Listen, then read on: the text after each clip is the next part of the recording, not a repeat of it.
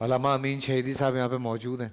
علامہ صاحب میں چاہ رہا ہوں کہ آپ کی طرف بھی فرمان. ادھر آ جاؤ, ادھر آ جاؤ, آ جاؤ. میرا بیٹا آیا ہوا آج, بڑے پہلی دفعہ آیا ہے. آ جاؤ, آ جاؤ. جی علامہ صاحب. بسم اللہ الرحمن الرحیم. کل رات کو ظاہر ہے میں زیادہ ٹائم نہ دے سکا سحری میں, اور یقیناً ہمارے علماء کرام نے اپنے اپنے جذبات کا اظہار کیا ہو. علامہ صاحب رات کو آپ نے محفل جو ہے نا مس کی ہے, آپ جلدی چلے گئے. اف نہ پوچھیں. درست فرما رہے ہیں. مجھے یقین ہے ایسا ہی ہوگا, ایسا ہی ہوگا. اور ابھی بھی ماشاءاللہ فضل سبحان صاحب نے بھی اور پروفیسر صاحب نے بھی بڑی خوبصورت گفتگو کی. دیکھیں, میں امیر المومنین علی ابن ابی طالب علیہ الصلوۃ والسلام کے بارے سے جتنا سوچتا ہوں اور جتنے بڑے بڑے لکھنے والوں کو میں نے پڑھا ہے, ایک بات پر سب کا اتفاق ہے کہ اس دھرتی پہ امیر المومنین جیسا بیٹا کسی ماں نے نہیں جنا. واہ. علی اس شخصیت کا نام ہے. ان کی بہادری کے حوالے سے ظاہر لازوال داستانوں کی کوئی کمی نہیں ہے. ان کی شجاعت کے حوالے سے, ان کے حلم کے حوالے سے, ان کے علم کے حوالے سے, ان کی دین کے لیے خدمات کے حوالے سے, ان کی فتوحات کے حوالے سے بہت کچھ ہے. لیکن کچھ پہلو ایسے ہیں جو آپ ڈھونڈیں تو کہیں اور نہیں ملتا. امیر المومنین آج شہادت کا دن ہے, ان کے گھر میں ماتم ہے, ان کے گھر میں اس وقت غم ہے, سب عزادار اور سوگوار ہیں, حزین. امیر المومنین جب مسجد میں گئے ہیں تو مسجد میں انہوں نے نماز تہجد کے بعد چھت پہ جا کر سب سے پہلے اذان دی ہے. یہ جو اذان ہے اذان فجر, اذان فجر کے بعد مشرق کی طرف متوجہ ہوئے اور پھر ایک جملہ فرمایا اے سحر کے وقت تو گواہ رہ, کبھی ایسا نہیں ہوا کہ تو چڑھا ہو اور علی کو سویا ہوا پایا ہو. اللہ اکبر. جب بھی تو چڑھا ہے تو نے علی کو اللہ کی بارگاہ میں سجدہ ریز دیکھا ہے. پھر آتے ہیں نیچے, وہ جو ضربت پڑتی ہے, ضربت بھی ظاہر ہے ابن ملجم کے حوالے سے یہ لکھا ہے مورخین نے کہ اس نے تلوار جو ہے ایک عرصے تک زہر میں بجھائے رکھی تھی, اور سال بھر زہر میں بجھنے کے بعد تلوار کی کاری ضرب کا کیا حال ہوگا وہ وہی لوگ جانتے ہیں جو اس کیفیت سے گزرے. میں اس کو بات نہیں کرتا. لیکن جب ضرب پڑتی ہے, میں سوری معذرت چاہ رہا ہوں, تصحیح بھی ساتھ ساتھ کرتے جائیے گا. وہ مسجد میں لیٹا انتظار کر رہا تھا حضرت علی کا. یہ جی اگر تاریخی اعتبار سے دیکھیں تو وہ مسجدی صفوں میں کہیں پر لیٹا ہوا تھا. امیر المومنین نے آ کر اس کو جگایا تھا کہ اٹھو نماز جگا کر کہا کہ, اور اس لیٹا بھی وہ الٹا تھا, جی تو جگا کر کہا کہ اس طرح سے نہ لیٹا کرو, اٹھو اور نماز پڑھو. جی جزاک اللہ. لیکن جب امیر المومنین کے سر اقدس پر وار ہوا ہے, اس وقت مورخین نے لکھا ہے کہ آپ دوسرے سجدے میں تھے. وہ جو وقت ہے وار ہونے کا, اس وقت دو صدائیں کائنات میں گونجی ہیں. ایک جبرائیل کی صدا ہے اور ایک علی کی صدا ہے. جبرائیل کی جو صدا ہے وہ ہے واللہ تہدمت ارکان الہدا, ہدایت کی بنیادیں آج ہل گئیں, علی شہید ہو گئے. اور علی کی جو صدا گونجی ہے وہ ہے فزت برب الکعبہ, آج علی کامیاب ہو گیا. ذرا سوچیں, خیبر اور خندق جیسے بڑے بڑے معرکوں اور بدر و احد جیسے بڑے بڑے معرکوں میں علی نے یہ نعرہ بلند نہیں کیا. بڑی بڑی کامیابیاں تھیں, کبھی یہ نعرہ بلند نہیں کیا. لیکن آج جب سر پہ ضرب پڑی ہے تو اس وقت علی کی زبان سے جو جملہ نکلا ہے وہ ہے فزت برب الکعبہ. اس کے فوراً بعد یہ عجیب ہے علی کی حکمت کہ زخمی حالت میں فوراً فرمایا ابن ملجم کو پکڑو. خاموش رہ سکتے تھے, لیکن اس کا جواب ان کی وصیت میں ہے کہ خاموش کیوں نہیں رہے. کیوں کہا ابن ملجم کو پکڑو؟ اس لیے کہ اگر اس وقت وہ پکڑا نہ جاتا تو قوم دو حصوں میں بٹتی, آپس میں ایک دوسرے کے ساتھ لڑتی. اس لیے علی نے اپنے قاتل کا تعین کر کے وصیت میں بھی پھر یہی بات کی کہ قاتل وہی ہے جس نے وار کیا, کسی اور کے ساتھ تم نے کوئی چھیڑخانی نہیں کرنی. اللہ اکبر. सिर्फ वही है। अल्लाहु अकबर। अब जब कातिल को पकड़ कर लाया गया ना अमीरुल मोमिनीन की बारगाह में, जी। मस्जिद ही की बात है अभी, अमीरुल मोमिनीन ने उसके चेहरे की तरफ देखा है। ये मुर्रिखीन ने लिखा है, बड़े मुर्रिखीन ने लिखा है, चेहरे की तरफ देखा और उसको तरहम की निगाह से देखकर कहा कि इब्न मुलजम, क्या मैं तुम्हारा बुरा इमाम था जो तुमने मुझे इस तरह से मारा? अल्लाह। क्या मैं तुम्हारे लिए बुरा इमाम था? ये जुमला सुनने के बाद मुर्रिखीन ने लिखा है कि इब्न मुलजम ने सर झुकाकर जो जुमला कहा वो ये है कि या अली, अगर कोई जहन्नम जाना चाहे तो उसको कौन रोक सकता है?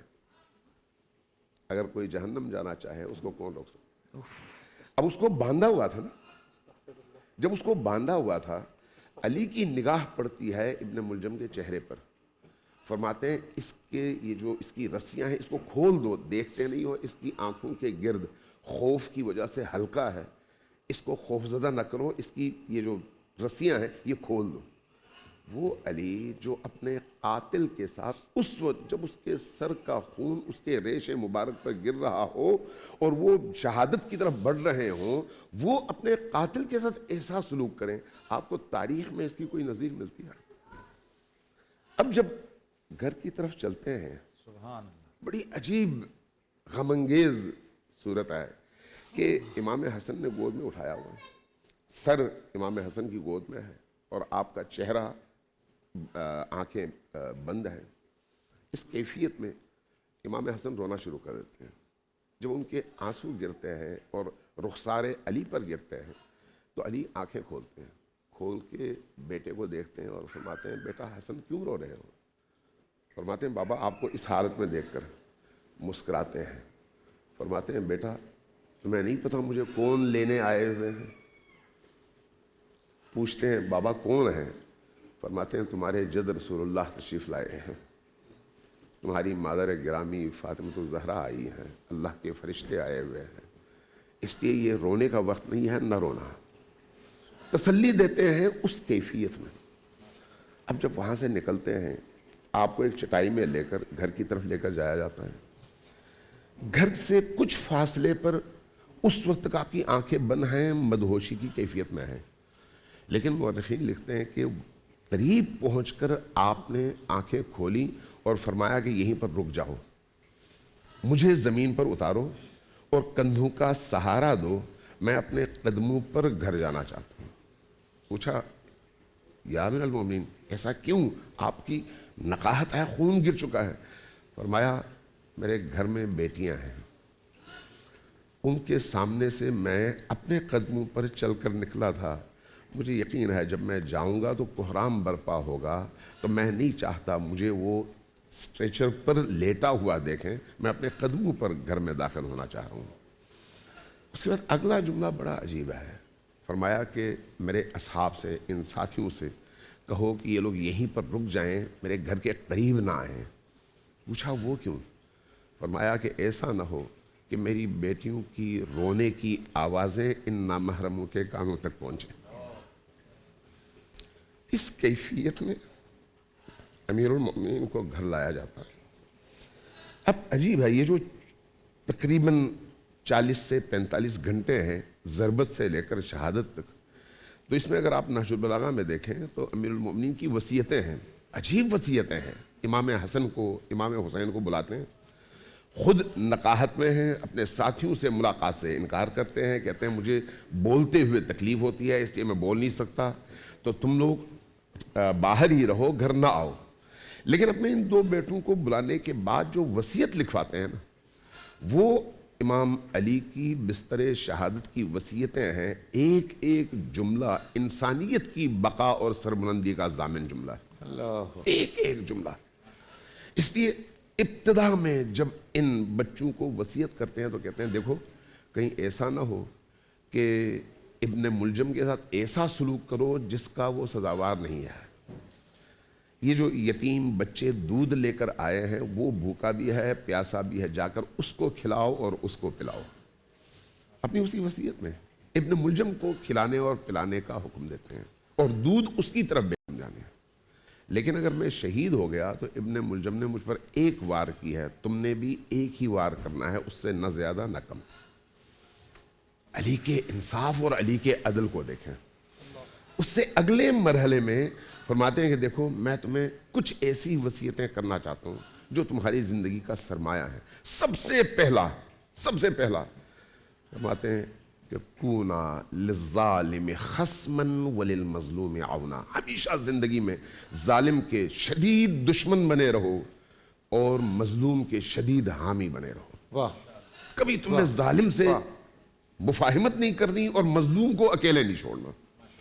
اس کے بعد جو جملے ہیں نا، میں سارے جملے تو نہیں بیان کر سکتا چونکہ وہ بہت طولانی ہیں، لیکن جن جملوں میں قیامت ڈھائی ہے، جن جملوں نے، ان میں سے ایک یہ ہے اللہ اللہ فی الایتام، یتیموں کا خیال رکھو، تمہیں خدا کا واسطہ یتیموں کا خیال. اللہ اکبر. پھر کہتے ہیں اللہ اللہ فی الصلاۃ، نماز کا خیال رکھو، خدا کے لیے نماز کا خیال رکھو. پھر فرماتے ہیں اللہ اللہ فی جیرانکم، اپنے ہمسایوں کا خیال رکھو، خدا را تم اپنے ہمسایوں کا خیال رکھو. ایک ایک کر کے وہ وصیتیں بیان کرتے چلے جاتے ہیں اور امام حسن علیہ السلام ان وصیتوں کو لکھتے چلے جاتے ہیں. اب اگر صرف وہی وصیتیں آج کے دور میں ہم پڑھنا شروع کر دیں اور معاشرے میں بانٹنا شروع کر دیں کہ ان وصیتوں کے مطابق ایک مسلمان کو کیسا ہونا چاہیے، تو یقین جانیں آپ کا شہر، آپ کا ملک اور یہ ساری دنیا گل و گلزار بن جائے گی. اوف اللہ اکبر. علامہ صاحب، احمد صاحب، پورا سال انتظار تھا مجھے اس رمضان میں. 30 دن 6 ٹیمز، 12 کنٹیسٹنٹس اور کیش کا پاؤں. اب گیم وہ ہوگا جسے آپ کا نہیں جس میں جو کرنا تھا کر لیا. لاکھوں عوام کو دینے کا ذمہ ہم نے حصہ. شور گونجے گا ہر گلی نکڑ اور دکان. رمضان لیگ بنے گی آپ کی پہچان. نعرہ لگے گا تو پارا چڑھے گا. گیم شو ایسے چلے گا. رمضان لیگ روزانہ شام 7 بجے صرف بول انٹرٹینمنٹ پر. بول انٹرٹینمنٹ کے شوز دیکھنے کے لیے ہمارے چینل کو سبسکرائب کریں اور بیل آئیکن پر کلک کرنا نہ بھولیں.